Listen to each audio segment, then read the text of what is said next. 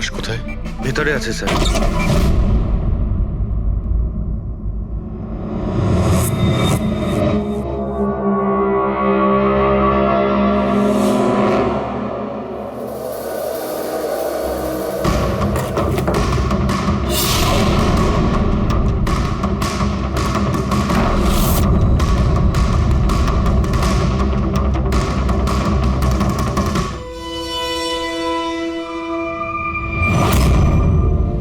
গান কেস,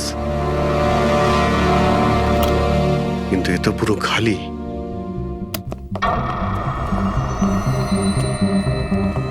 তবে স্যার, এই ঘটনা ঘটেছে কতক্ষণ হয়েছে? এই 4 জনের মৃত্যুই কালকে দুপুর 2টো থেকে 4টের মধ্যে হয়েছে। এরা কে কিছু জানতে পারলে? হ্যাঁ স্যার, উনি সুধীর বাবু, আর কে উইপস ইন্ডাস্ট্রির চেয়ারম্যান। ওর বড় ছেলে নীল, আর এ ওর ছোট ছেলে রিতেশ। আর ভিতরে যে আছে সে সুধীর বাবুর স্ত্রী মায়া। স্যার, নীল আর রিতেশ দুজনেই আর কে উইভস কোম্পানির বোর্ড মেম্বার ছিল, কিন্তু কোম্পানির অবস্থা খুবই খারাপ ছিল, বন্ধ হওয়ার জোগাড়। প্রচুর ধার বাকি হয়ে গেছিল, আর বাজারের ধারও মেটাতে পারছিল না, সমস্যা বেড়েই চলেছিল। তাহলে এখানে সেলিব্রেশন কি জন্য হচ্ছিল? স্যার, সুধীর বাবুর 60তম জন্মদিন ছিল। বার্থডে সেলিব্রেট করছিল? তাহলে নিশ্চয়ই আরো অনেকে এসেছিল। অফিসের কিছু লোক এসেছিল স্যার, আর ওদেরকে জিজ্ঞাসাবাদ করে ছেড়ে দিয়েছি। এরা সবাই এখানে একসাথে থাকতো কি? না না স্যার, এখানে তো শুধু সুধীরবাবু আর মায়া থাকতেন। সুধীরবাবু নীল আর রিতেশের জন্য আলাদা আলাদা বাংলো কিনে রেখেছিলেন, এরা দুজন ওখানেই থাকতো। আজকে তারা বাবার জন্মদিন পালন করতে এসেছিল। স্যার, সন্ধেবেলায় অনেক বড় একটা পার্টি হওয়ার কথা ছিল। কেক কাটার কিছুক্ষণের মধ্যেই সবাই মারা যায়। পার্টি প্ল্যান যারা করেছিল সেই টিমটা এসেছিল, কিন্তু কেউ দরজা খোলেনি দেখে চলে গিয়েছিল।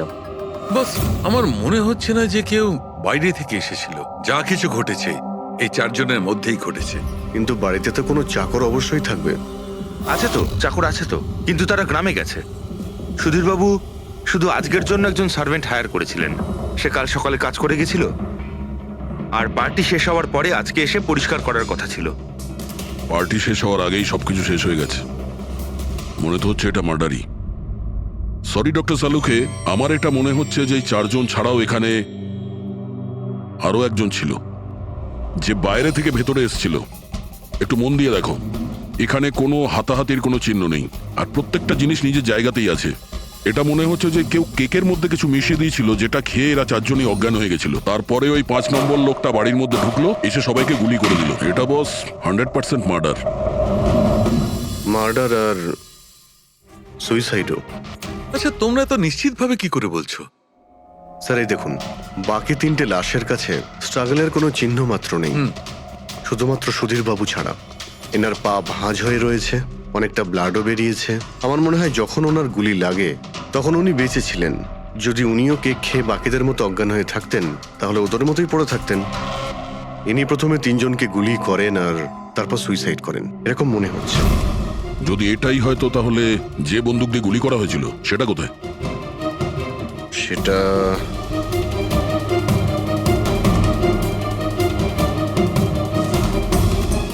এইখানে গুলি লেগেছিল, মানে মাথাতে। সুধীর বাবু যদি এইভাবে গুলি চালান তো এইভাবেই হয়তো পড়েছেন, আর তখনই হাত থেকে বন্দুকটা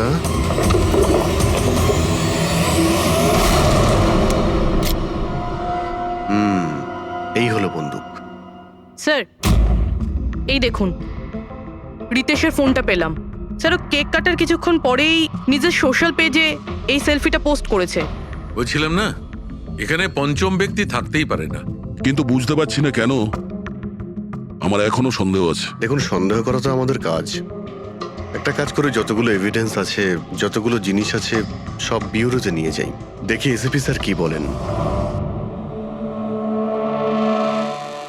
গোলমাল মনে হচ্ছে।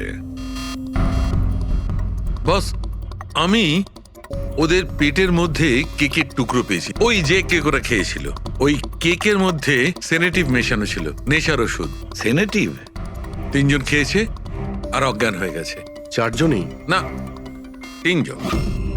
নীল, রিতেশ আর মায়া, ওদের 3 জনের পেটের মধ্যেই শুধু কেকের টুকরো পাওয়া গেছে। তার মানে সুধীর বাবু ওই কেকটা খাননি? না দয়া, সুধীর শুধু একজনই ছিল যে গুলি চলবার সময় অজ্ঞান হয়নি। কি? সুধীরবাবু নিজের জন্মদিনেই কেক খাননি? খায়নি, কারণ ওই কেকের মধ্যে বাদাম মেশানো ছিল। কিন্তু স্যার ওনার বাড়ির লোকের তো নিশ্চয়ই জানা আছে যে ওনার বাদাম থেকে অ্যালার্জি ছিল। এক্স্যাক্টলি। তাহলে এই কেক আনলো কেন? অদ্ভুত ব্যাপার। সুধীরবাবুর বার্থডে ছিল আর কেক ওই তিনজনে খেয়েছিল। কেক তিনজনে খেয়েছিল, কিন্তু ওখান থেকে যে বন্দুকটা পাওয়া গেছে তাতে 4টে গুলি খরচ হয়েছে, যেগুলো এদের গায়ে লেগেছে। অদ্ভুত ব্যাপার যে ওর ওপর সুধীরের আঙুলের ছাপ আর আছে। ওই বন্দুকটাও তো সুধীর বাবুর নামেই রেজিস্টার করা। তো সুধীরবাবু প্রথমে ওই তিনজনকে গুলি করে আর তারপর নিজে সুইসাইড করে। কিন্তু কেন? ঝামেলা এড়ানোর জন্য। ব্যবসা ডুবে যাচ্ছে, ধার দেনা বেড়ে যাচ্ছে, এই জন্য নিজের সঙ্গে পুরো ফ্যামিলিটাকেই মেরে ফেলে। আর কি কারণ হতে পারে? হ্যাঁ স্যার, তাই তো মনে হচ্ছে। সুধীরবাবু ইচ্ছে করেই ওই বাদামওয়ালা কেক নিয়ে এসেছিল যাতে ওনাকে না খেতে হয়, আর উনি সেনেটিভ মিশিয়ে ওই কেকটা সবাইকে খাইয়ে দেন। আর অজ্ঞান হওয়ার পরে তাদের মেরে ফেলে নিজেও আত্মহত্যা করেন। রবি, ওই রিতেশ যেটা ফটো আপলোড করেছিল না নেটে, সেটা একটু খোলো তো। কটার সময় তুলেছিল এই ফটোটা? স্যার 2:05 আর আপলোড করেছিল? স্যার 2:07 সালুকে একটা কথা বলো, কেক খাওয়ার কতক্ষণ পরে ওরা অজ্ঞান হয়েছিল? 20 থেকে 25 মিনিট। মানে 2:30 না 2:35? আমার মনে হয় ওরা সবাই ওই সময়ই মারা গিয়েছিল, 2:30 থেকে 2:45 মধ্যে। মানে সবকিছু ঘটেছে ওই 40 মিনিটের ভেতরেই। 1 মিনিট, ওই দেখো, ওই ছায়াটা কার? ওই শ্যাডো? এই চারজন তো এখানে দাঁড়িয়েছিল, তাহলে ছায়া ওখানে গেল কি করে? সেটা ওখানে গিয়েই দেখতে হবে। এই শ্যাডোটা কার ছিল? 2:04। পর্দার পজিশন একদম ঠিক আছে তো? একদম স্যার। পজিশন নিয়ে নি। রেডি? 2:05 ইয়া। আরে এখানে তো কোনো ছায়া দেখতে পাচ্ছি না। তাহলে ওখানে ছায়া কোথা থেকে এলো?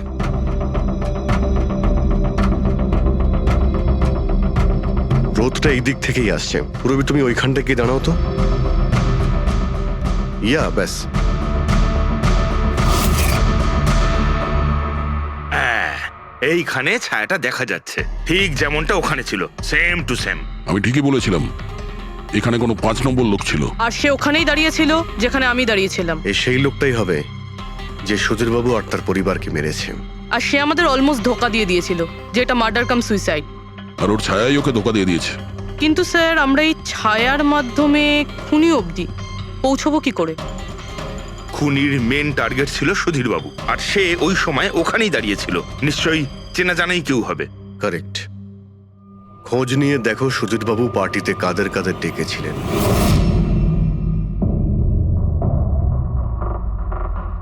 স্যার আমি পড়ি। তুমি সুধীরের এক্সিকিউটিভ অ্যাসিস্ট্যান্ট?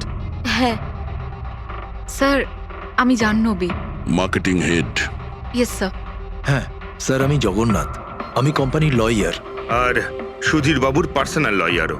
আগে হ্যাঁ, কিন্তু আপনারা আমার কাছে কি জানতে চাইছেন? সুধীরবাবুর কোম্পানিতে প্রায় 300 লোক কাজ করতেন, কিন্তু উনি পার্টিতে শুধু আপনাদের তিনজনকেই ডাকলেন।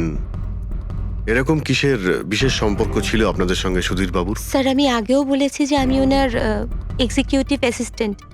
তো একজন এক্সিকিউটিভ অফিসারের সঙ্গে এতটা পার্সোনাল রিলেশনশিপ? স্যার আমি ওনার শুধু কাজই না, বরং ওনার পার্সোনাল লাইফও ম্যানেজ করতাম। আই মিন পার্সোনাল আর প্রফেশনাল দুটোই। আর ওই দিনও আমি পার্টি ম্যানেজ করতে গেছিলাম, সেলিব্রেট করতে না। আর উকিলবাবু আপনি? স্যার আমি আর সুধীর হলাম ছোটবেলাকার বন্ধু। ওর বার্থডে আর আমি যাব না, এটা কি করে হতে পারে? আর আপনি, আপনাকে কেন ইনভাইট করেছিল সুধীরবাবু পার্টিতে?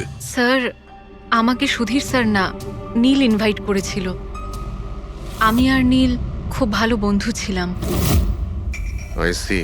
তো আপনি ওনার পুরো শিডিউল ম্যানেজ করতেন। তো এই বার্থডে পার্টির দিন কেউ কি আসার কথা ছিল? কোনো মিটিং রেখেছিলেন আপনারা? স্যার ওই দিন ব্যাংক হলিডে ছিল, তার জন্য কোনো মিটিং বা অ্যাপয়েন্টমেন্ট ছিল না। আর ওনার বার্থডে ছিল, তাই উনি পুরো দিন ওনার ফ্যামিলির সাথেই কাটাতে চাইতেন। দুপুর 2 থেকে 3টের মধ্যে আপনারা কোথায় ছিলেন? স্যার আমি তো আমার বাড়িতেই ছিলাম, ভি ব্লগ বানাচ্ছিলাম। Vlog? Video blog. আমার একটা ইন্টারনেট চ্যানেল আছে যেখানে আমি ভিডিও বানিয়ে আপলোড করি। স্যার আমি বাড়িতে ঘুমোচ্ছিলাম, আমার শরীরটা ঠিক ছিল না। স্যার আমি আমার ফ্যামিলির সাথে ফিল্ম দেখতে গিয়েছিলাম। আচ্ছা, কিছুদিনের মধ্যে সুধীর বাবুর ব্যবহারে কোনো পরিবর্তন দেখেছিলেন আপনারা? হ্যাঁ স্যার, আমি একটা জিনিস নোটিস করেছিলাম। স্যার, আজ থেকে ঠিক 1 মাস আগে আমাদের মিটিং চলছিল।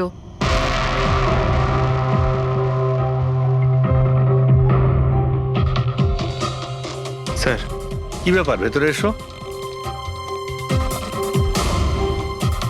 ঠিক আছে, তুমি যাও।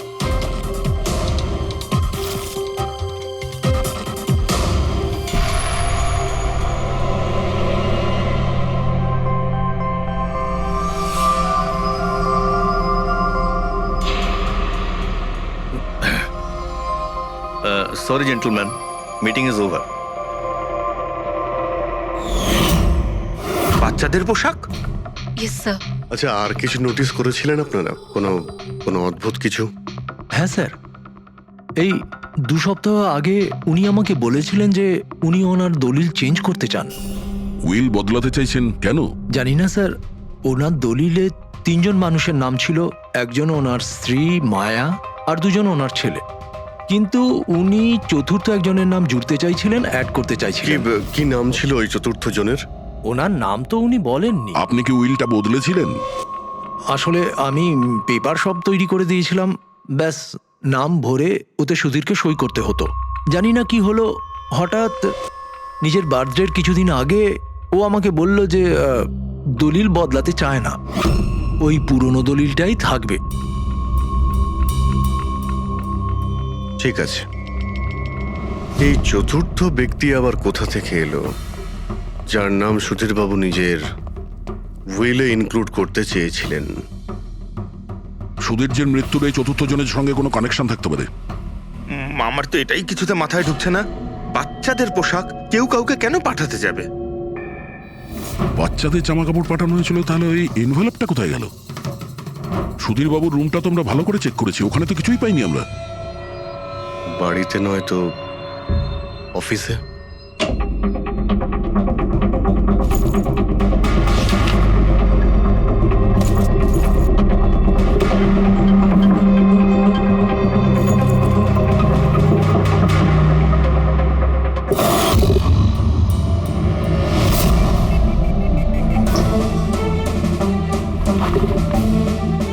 পেয়ে গেছি।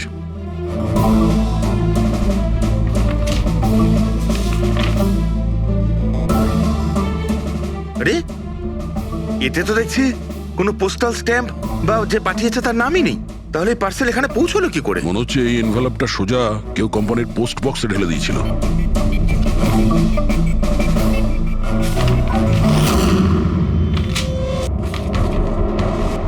এই এনভেলপটা ডক্টর সালুকের কাছে পাঠিয়ে দিই, উনি হয়তো কিছু পেতে পারেন।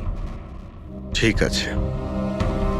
আচ্ছা, এই জাহ্নবী বলছিল যে এই পার্সেলটা দেখে মিস্টার সুধীর একদম চমকে গিয়েছিলেন।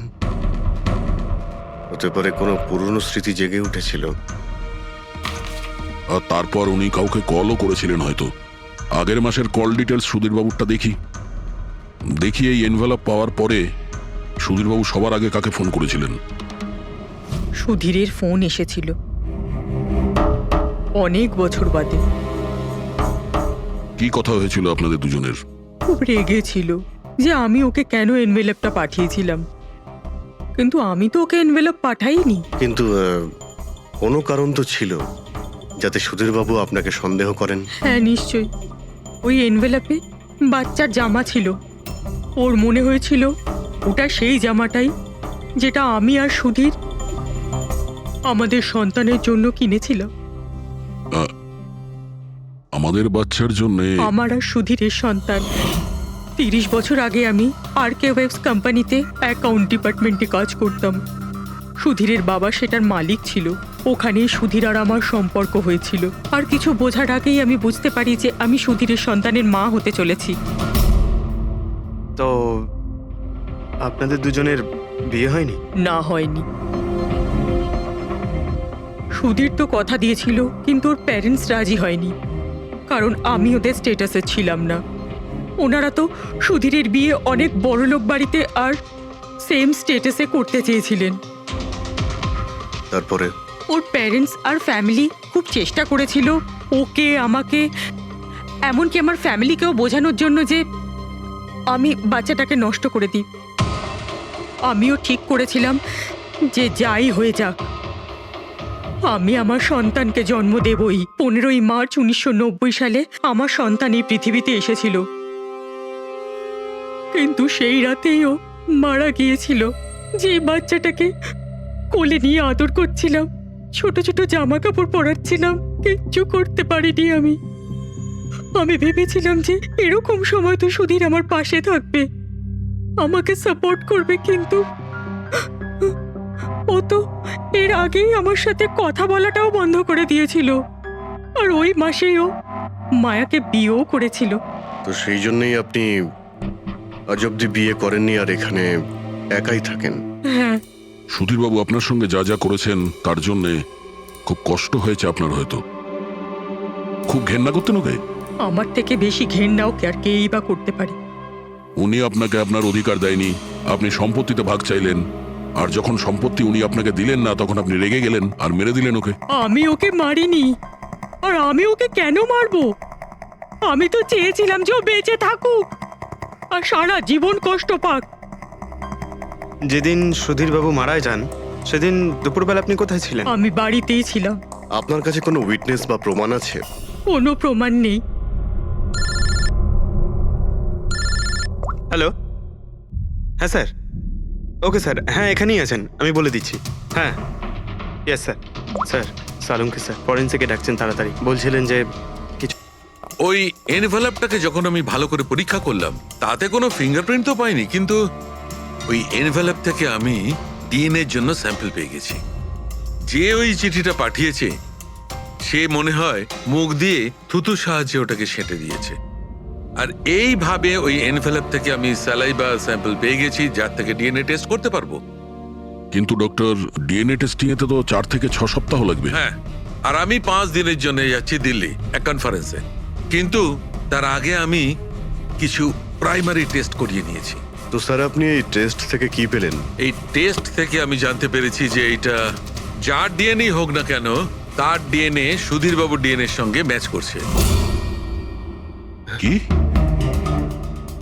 তার মানে এই যে, তার মানে হচ্ছে এইটা যে এই চিঠিটা পাঠিয়েছে সেটা সুধীরবাবুর কোনো রক্তের সম্পর্কের লোক। তার মানে সুধীরেরই নিজের কেউ সুধীরকে ব্ল্যাকমেল করছে, কিন্তু কে কে হতে পারে?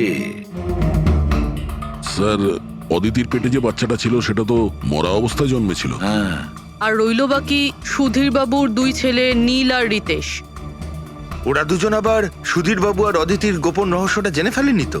হতে পারে তার জন্যই ব্ল্যাকমেল করছিলেন, বাচ্চাগুলোর পোশাক পাঠিয়ে। আচ্ছা স্যার, ওই যে বাচ্চাদের পোশাক পেয়েছিলাম ওগুলো কি সত্যি পুরনো নাকি ময়লা টয়লা করে পুরনো দেখানোর চেষ্টা করা হয়েছে? আমি ওগুলোকে স্পেশালাইজড ল্যাবে পাঠিয়ে দিয়েছি চেক করার জন্য, তাড়াতাড়ি জানা যাবে। আচ্ছা পুরবি সুধীরবাবুর ছেলের ব্যাপারে কি জানতে পেরেছো? কি করতো?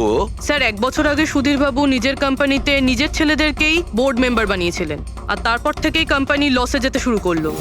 ওরা কোম্পানির টাকা নিয়ে নিজেরাই নয়-ছয় করতো, দামি দামি গাড়ি, প্রচুর শখ মেটাতো, সবকিছু করতো শুধু কাজ বাদ দিয়ে।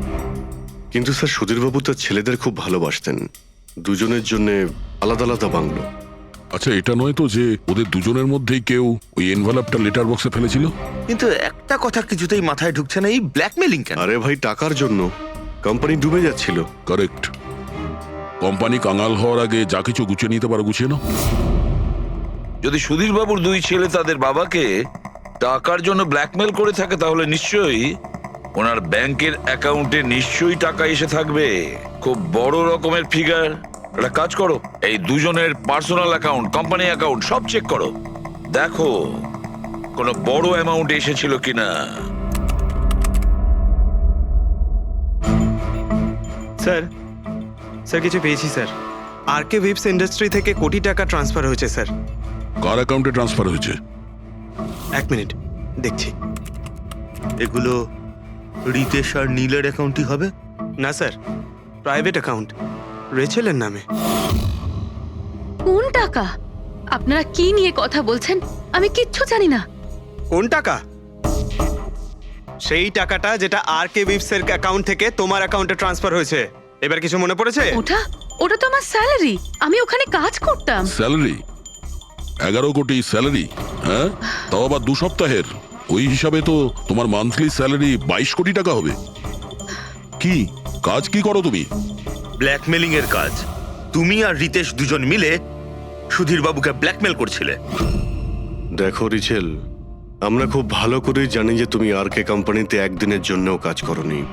এবার পরিষ্কার করে সত্যিটা বলবে নাকি? রিতেশ কিন্তু আর নেই, তাই যত শাস্তি সব তোমাকেই কিন্তু পেতে হবে। ব্ল্যাকমেলিং আর এক্সটর্শনের শাস্তি জানো তুমি? আমি কাউকে ব্ল্যাকমেল করিনি। তাহলে সুধীর বাবু কি তোমাকে 11 কোটি টাকা এমনিই দান করে দিলেন? সুধীর আঙ্কেল তো ওই টাকা ট্রান্সফারই করেননি। তাহলে কে করেছিল? আমার বয়ফ্রেন্ড রিতেশ। ও আমাকে বলেছিল যে ওর কোম্পানির টাকা ও কিছুদিনের জন্য অন্য কোথাও রাখতে চায়। অন্য কোথাও? কেন? জানি না, আর আমি জিজ্ঞাসাও করিনি।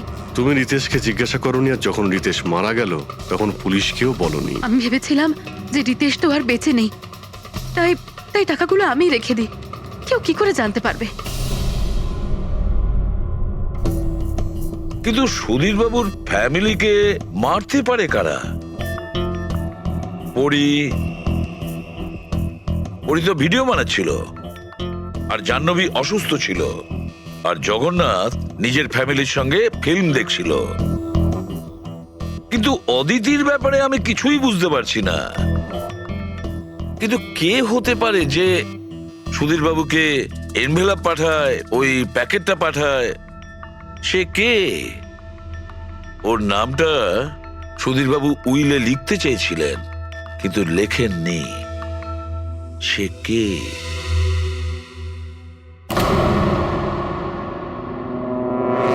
প্রেমের দ্বিতীয় কেকটা কোথা থেকে আসলো? হ্যাঁ স্যার, এখানে দুটো কেক। সেটাই তো, যখন বার্থডে ছিল সুধীর বাবু তার নিজের ফ্যামিলির সঙ্গে, ছোট কেকটা কেন কাটতে যাবে যেখানে এত বড় কেকটা রয়েছে এর সামনে? স্যার, যাতে ও রাতে পার্টিতে বড় কেক খেতে পারে। আরে ভাই, সুধীর বাবু কি 18 বছরের বাচ্চা ছিল নাকি যে নিজের বার্থডেতে দুটো কেকের অর্ডার দেবে? স্যার, হতে পারে এই কেকটা ওনাকে কেউ গিফট করেছে, এই কিন্তু বাদামওয়ালা কেক। সেটা তো বক্সে নিয়ে আসবে, আর তার উপরে কেক শপের নামটাও লেখা থাকবে। না স্যার, ওখানে তো আমরা কোনো বক্স পাইনি। ছিল না? হতে পারে কেউ এই কেকটা বাড়িতে বানিয়েছে, সেই জন্যই আমরা ওখানে বক্স পাইনি। কিন্তু এই আমান্ড দেওয়া কেক পাঠালোটাকে? স্যার, হ্যাঁ, স্যার আমি জাহ্নবীর সোশ্যাল প্রোফাইল চেক করছিলাম। স্যার, এখানে ওর অনেক অনেক ছবি আছে যেখানে ও কেক আর পেস্ট্রি বেক করছিল। বেকিং ও খুব পছন্দ করে। হ্যাঁ, আমি বেকিং পছন্দ করি, তাতে কি? তো কিছু না, তুমি বাদামওয়ালা কেক বানিয়েছিলে না সুধীর বাবুর জন্য? আমি যখন জানি যে ওনার বাদামে অ্যালার্জি, তাহলে আমি ওনার জন্য বাদাম কেক কেন বানাবো? কারণ তুমি চাইছিলে যে উনি কেকটা না খান, যদি খেতে অজ্ঞান হয়ে যেত না। আর তুমি চাইতে যখন তুমি ওকে মারবে তখন যেন ওর জ্ঞান থাকে, কষ্ট পায় তোমার সামনে, প্রাণ ভিক্ষা করে, তাই না? আরে আমি সুধীর আঙ্কেলকে কেন মারবো? তুমি কেকের মধ্যে সেনেটিভ মেশাওনি রিতেশ, নীল আর মায়াকে মারার জন্য? আপনারা এইসব কি বলছেন বলুন তো? ব্যাস ব্যাস, অনেক হয়েছে। তুমি বলেছিলে না যে ওই দিন তুমি অসুস্থ ছিলে আর বাড়িতেই ছিলে? কোথাও তুমি যাওনি। তুমি পার্টিতে কিভাবে গিয়েছিলে কিনা পার্টিতে? আমি সত্যি 2-3 পর্যন্ত ঘুমিয়েছিলাম। তারপর ঘুম থেকে ওঠার পর আমার মনে হলো যে আমি একটু বেটার ফিল করছি, আর তাই আমি পার্টিতে চলে যাই। এতে আমার কি অন্যায়? তুমি যদি রাত 2টো থেকে 3টে অবধি সত্যিই ঘুমিয়েছিলে, তাহলে 2:30টার সময় যখন সুধীর বাবু মারা যান তখন তোমার মোবাইল ওনার ঘরের সামনে গেল কি করে? দেখো জাহ্নবী, মিথ্যে বলে কোনো লাভ নেই। আমরা তোমার মোবাইলের রেকর্ড চেক করে দেখেছি। যে সময় সুধীর বাবু মারা যান সেই সময় তোমার ফোনের লোকেশন ওনার বাড়ির কাছেই ছিল। এবার সত্যি বলবে নাকি আরো টাইম ওয়েস্ট করতে চাও? আমি আর নীল একে অপরকে ভালোবাসতাম। আমরা ভেবেছিলাম যে নীলের বাবার বার্থডে আমাদের কাছে একটা ভালো সুযোগ ছিল ওনাকে আমাদের ব্যাপারটা বলার, আর সেই জন্যই আমি ওখানে যাই। ওখানে গিয়ে নীলকে অনেকবার কল করি, প্রায় 1 ঘন্টা ওখানে ছিলাম আমি, কিন্তু নীলের কোনো কল আসেনি। আমি ভেবেছিলাম নীল হয়তো সময় পাচ্ছে না আমাকে কল করার। মিথ্যে কথা। তোমার মনে হয়েছিল নীল তোমাকে ঠকাচ্ছে, সেই কারণে তুমি ওকে আর ওর পুরো ফ্যামিলিকে মেরে দিয়েছো। এই আপনারা কি বলছেন বলুন তো? আমি বেকিং করতে ভালোবাসি, তার মানে তো এটা নয় যে খুনটা আমি করেছি। ইন্টারনেটে রেসিপি দেখে তো যে কেউ কেক বানিয়ে ফেলতে পারে। কেক বানানো কি এমন কঠিন কাজ? আর রিতেশের গার্লফ্রেন্ড রেচেল, ও ও তো বেকিং করে, আপনারা ওকে কি কেন কিছু জিজ্ঞেস করছেন না? সবাইকে জিজ্ঞেস করবো আমরা। ডাকো সবাইকে। ভীষণ ইন্টারেস্টিং কেস এটা। এরকম খুব কম হয় যে এতজনের কাছে একটা লোকের প্রাণ নেওয়ার জন্য সুযোগও আছে আর মোটিভও আছে। আপনারা আবার? আরে স্যার, আমি কেন মারবো ওনাকে? আপনি নীলকে বিয়ে করতে চেয়েছিলেন, ওর ফ্যামিলির লোকেরা রাজি হয়নি। এ তো খুব বড় একটা কারণ খুন করার। আর সুধীর বাবুর ফ্যামিলির জন্য আত্মমর্যাদা, সোশ্যাল স্ট্যাটাস অনেক গুরুত্বপূর্ণ ব্যাপার ছিল। এর সবচেয়ে বড় এক্সাম্পল অদিতি দেবী। আর সুধীর বাবু এই নিজের সম্পত্তি আর স্ট্যাটাসের জন্য আপনার জীবন নষ্ট করে দিয়েছেন। তাহলে আপনার থেকে বেশি ঘৃণা আর কে করতে পারে? আমার কাছে পয়সার কোনো মূল্য নেই, আর না কোনো বিষয়ে রিগ্রেট। আফসোস তো তোমার হওয়ার কথা রাচেল। এখানে তো 5,000 টাকার জন্য মানুষ মানুষকে খুন করে, আর তুমি তো বসে বসে 11 কোটি টাকা পেয়েছো। আর আপনি? আপনার হাতে তো সুধীর বাবু তার লাইফের রিমোট কন্ট্রোল দিয়ে দিয়েছিল। আপনি সবই জানতেন ওনার ব্যাপারে। এটাও জানতেন যে উনি ওনার গানটা কোথায় রাখেন। দেখুন, আপনাদের যা ইচ্ছে বলতে পারেন। আমি আপনাকে আগেও বলেছিলাম যে আমি সেদিন ঘরে ভিডিও ব্লগ বানাচ্ছিলাম। চাইলে আমার ফোনও চেক করতে পারেন। হ্যাঁ হ্যাঁ, নিশ্চয়ই। ওই দেখি, জানা তো যাবে কিভাবে ভিডিও ব্লগ বানানো যায়।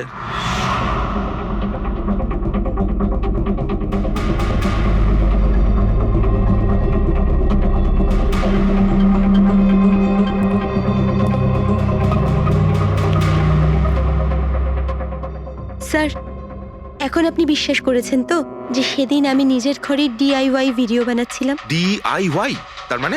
Do it yourself. স্যার, আমি প্রত্যেকদিন নিজের ইন্টারনেট চ্যানেলে মানুষদের দৈনন্দিন কাজের ইজি পদ্ধতি দেখাই। Do it yourself. স্যার, হ্যাঁ, নিউজ পেপারটা দেখুন, ডেটটা ওই একই। হ্যাঁ সেটাই তো আছে। মানে ভিডিও ওই দিনই শুট করা হয়েছিল। স্যার, হ্যাঁ পুরবি। স্যার আমি মেমোরি কার্ডের ডেট আর টাইম চেক করেছি। এই ভিডিওটা ওই দিনই তৈরি করেছিল, 2টো থেকে 4টের মধ্যে। আচ্ছা, আর স্যার, ওরির মোবাইল লোকেশন ক্রস চেক করেছিলাম আমরা, তাতে দেখলাম ও সেদিন বাড়িতেই ছিল। পুরবি একটা কাজ করো, এই 4 জন লেডিসকে আলাদা ঘরে বসাও। স্যার হুম, চলো।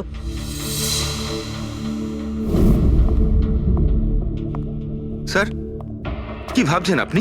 সমস্ত প্রমাণ তোর পক্ষেই দেখছি। এই কেসটা তো আমি অন্ধকারে ডুবে যেতে দেখছি। ঠিক একটা কথা তো পরিষ্কার, যখন অন্ধকার হয় তখন কোনো ছায়া পড়ে না। কিন্তু আমার মনে হয় এই পুরো কেসটাই ছায়ারই খেলা। সানডাইল জানো তো? সানডাইল এই জিনিসটা আসলে সূর্যের আলো কোন দিকে যায় সেই অনুযায়ী টাইমটা দেখায়। হ্যাঁ, সানডাইল এমন একটা জিনিস যেটা থেকে আমরা আকাশের সূর্যের পজিশনটা বুঝতে পারি, যেটা থেকে আমরা সময়টা আন্দাজ করতে পারি। এবার দেখো, আমাদের পৃথিবী ঘুরতে থাকে আর সেই জন্য সূর্যের অ্যাঙ্গেলটাও বদলে যায়, যেটার কারণে সানডাইলে ছায়ার পজিশনটা বদলাতে থাকে। এটা তো মাথায় ঢুকে গেছে স্যার, কিন্তু এটার এই কেসটার সাথে কি সম্পর্ক বলুন এর তো? সঙ্গে সম্পর্ক আছে ফেডরিক। পরি, এই পুরো প্রমাণগুলোই আমরা পরীর কাছ থেকে কালেক্ট করেছি। পরি সে এমন একজন কেউ পুরো এভিডেন্স গুলো ম্যানিপুলেট করতে পারে, মেমোরি কার্ডের ডেটটাও চেঞ্জ করতে পারে, পুরো এভিডেন্সেস কন্ট্রোল করতে পারে। কিন্তু সূর্যকে কন্ট্রোল পরি করতে পারে না। ভুলে যেও না যে সূর্য কোনো সময়ই ভুল সময় সে দেয় না। তার মানে ওরি ভিডিওতে ডেট আর টাইম দুটোই চেঞ্জ করে দিয়েছে? হয়তো চেঞ্জ করেছে বা করেনি, কিন্তু এখন আমরা এই ছায়াকে প্রশ্ন করব যে পরি সত্যি বলেছে না মিথ্যে বলেছে। কারেক্ট। এই সেটিংটা একদম সেরকমই হয়েছে যেমন পরীর ভিডিওতে ছিল। আর রোদও সেই রকম আছে সেদিন যেরকম ছিল। শুধু পরীর জায়গায় পুরবি দাঁড়িয়ে আছে। স্যার, আমরা এখানে কি করব? আগামী 6 ঘন্টা পর্যন্ত পুরবীকে এইভাবেই দাঁড়িয়ে থাকতে হবে যেভাবে ভিডিওতে পরী দাঁড়িয়েছিল। আমরা এটাই দেখতে চাই যে যদি পরী সত্যি কথা বলে তাহলে 2টো থেকে 4টের মধ্যে পুরবীর মুখে ঠিক সেই জায়গা থেকে রোদ্দুর পড়বে যেমন পরীর মুখে ছিল। আর স্যার, যদি আমার ছায়া পরীর ছায়ার সাথে ম্যাচ না করে তো? তো দেখতে হবে। ক্যামেরা অন করো।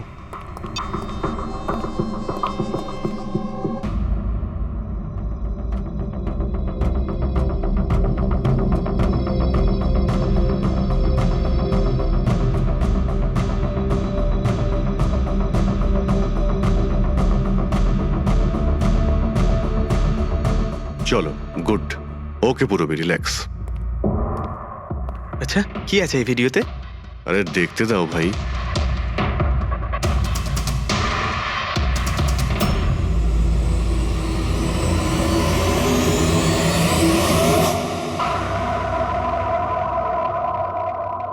তো সকাল 11টা থেকে 1টার মধ্যে তুমি ওই ভিডিওটা রেকর্ড করেছিলে। আর তুমি খুব চালাকির সাথে ভিডিও ডেট আর টাইম চেঞ্জ করে দিয়েছো। মেমোরি কার্ডের ডেট আর টাইম বদলে দিয়েছিলে, নিজের মোবাইল ফোনটা বাড়িতে রেখে দিয়েছিলে যাতে আমরা ওখানকার লোকেশন পাই। তুমি কি মনে করেছিলে এসব করার ফলে আমরা বোকা হয়ে যাব? হ্যাঁ, না তুমি আমাদেরকে বোকা বানাতে পারলে, না আকাশে ওঠা সূর্যকে।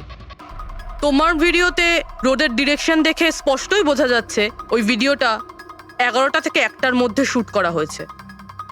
চেষ্টাটা ভালোই করেছিলেন, কিন্তু রিসার্চ ওয়ার্কটা একটু দরকার ছিল। পরি, তোমার ব্যাপারে আমরা সবকিছু জেনে গেছি। পড়ি, আমাদের হয়তো ম্যাক্সিমাম 4 সপ্তাহ সময় লাগবে তোমার ডিএনএ টেস্ট করে এটা প্রমাণ করতে যে তুমি সুধীর বাবুর মেয়ে। কিন্তু তাতে সত্যিটা বদলে যাবে না।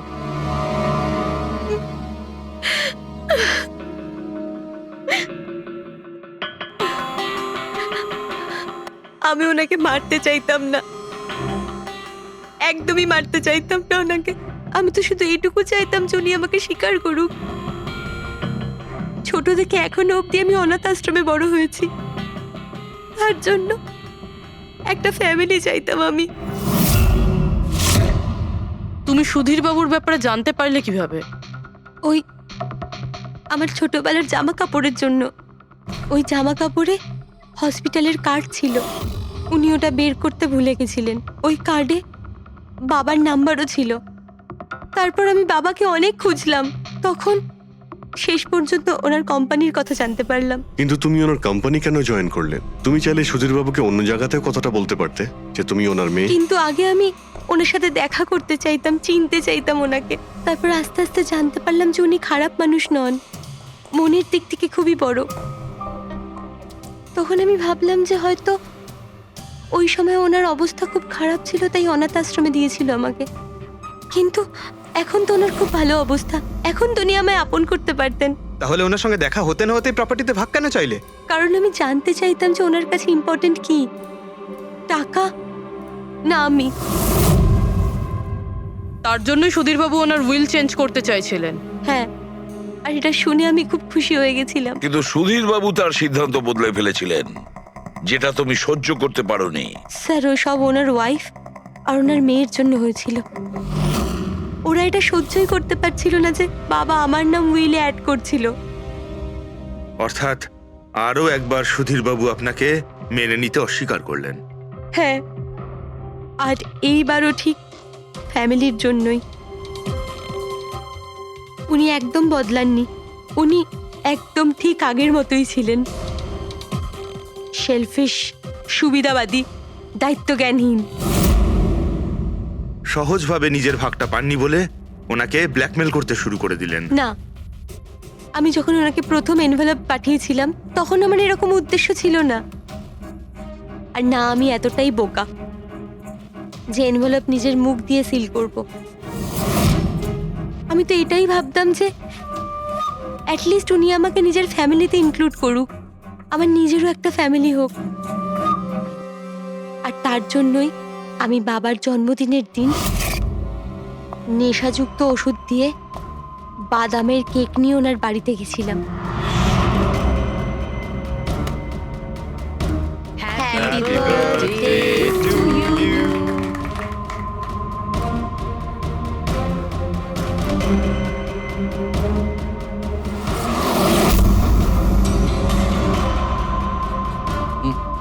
আমার অ্যালার্জি আছে।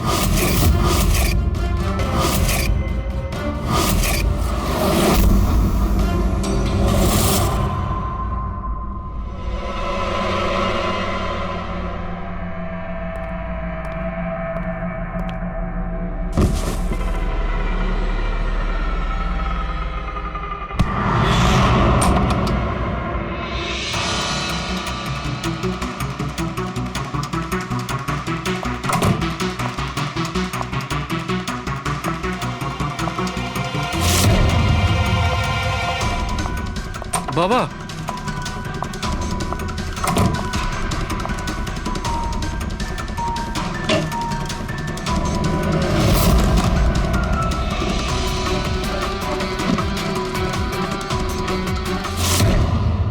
তুমি সুধীর বাবুর পুরো ফ্যামিলিকে মারতে চেয়েছিলে না?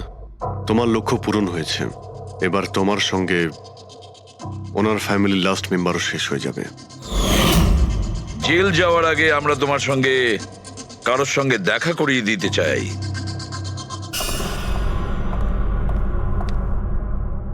ইনি অদিতি দেবী, তোমার মা। মা? আপনাকে মিথ্যে বলা হয়েছিল যে আপনার সন্তান মৃত জন্ম নিয়েছিল।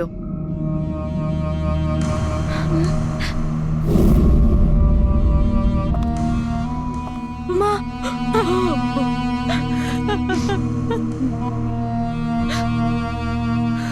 ওর এই সুধীর বাবু আর তার ফ্যামিলিকে শেষ করে দিয়েছে। আমরা দুঃখিত, আপনারা দুজন আবার বিচ্ছিন্ন হয়ে যাচ্ছেন।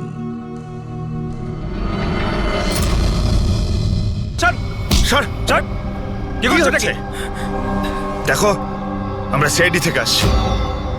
এই ফটোটা মন দিয়ে দেখো, আর যা যা মনে পড়ছে এবার সব কিছু সত্যি করে বলে ফেলো। স্যার আমি একে, স্যার এই ড্রেসটা তো আমি চিনি স্যার, এটা মডেল নিতাকে দিয়েছিলাম আমি। স্যার এ এ এ এ মারা গেছে? হ্যাঁ, মারা গেছে। বসকে বলতে হবে ওনার স্ত্রী মারা গেছে। এই এক মিনিট, বসটাকে? বাদল স্যার। এই বেটা মেরে চোর বউকে। স্যার ও মিথ্যা কথা বলছে। আরে আমি কাউকে কেন মারবো? স্যার ও মিথ্যা কথা বলছে। স্যার আমি কেন কাউকে মারতে যাব? মিথ্যা কথা বলছে স্যার। আচ্ছা, তোমার এরকম কেন মনে হচ্ছে যে এই মেরেছে? বস বলেছিল যে ওনার স্ত্রীর সাথে এর চক্কর আছে। বৌদি দুদিন ধরে নিখোঁজ স্যার, সেই জন্য আমরা ওর পিছু নিয়েছিলাম। স্যার আমার কোনো চক্কর ছিল না স্যার। স্যার আমরা তো ভালো বন্ধু ছিলাম। স্যার ওই বাদলের মাথা খারাপ, যা তা বলতে থাকে। আর নিতা আমাকে অনেকবার বলেছিল যে ওকে মারধর করে, টর্চার করে স্যার। স্যার ও ওকে খুব ঘৃণা করতো। ফ্রেডি স্যার, মনে হচ্ছে নিতাকে এই বাদলই মেরেছে। আমি এসএপি স্যারকে এটা ফোন করে বলছি যে ওর ওয়াইফ। কোথায় থাকে তোমাদের এই বাদল স্যার?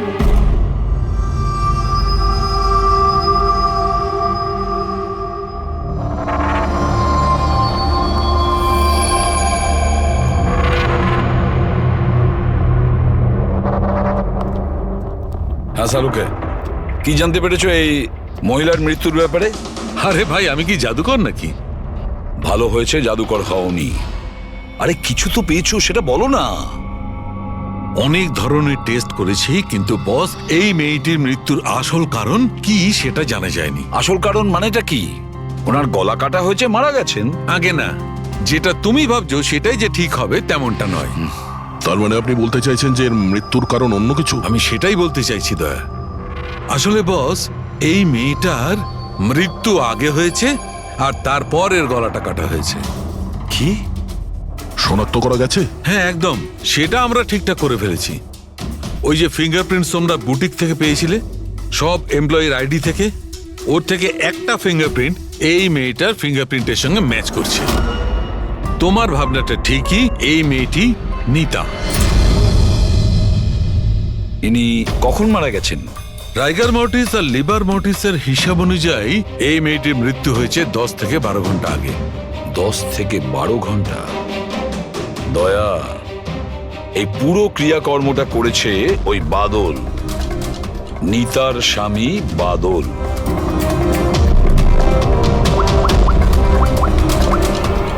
অভিজিৎ,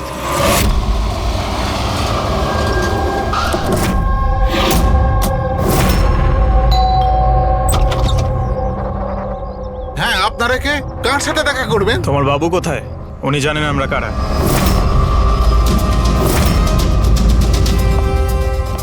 ওহো, মডেলিং এর পাশাপাশি ক্রিকেটও?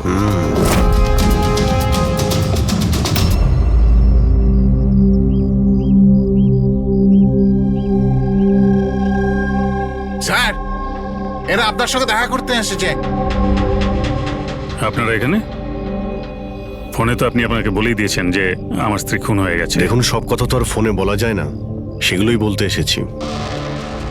কি বলতে চান আপনি? খুনি ধরা পড়েছে? না, এখনো খুনিকে আমরা ধরতে পারিনি, কিন্তু খুব তাড়াতাড়ি ধরে ফেলবো। আপনার কবে বিয়ে হয়েছিল? এই 6 মাস আগে।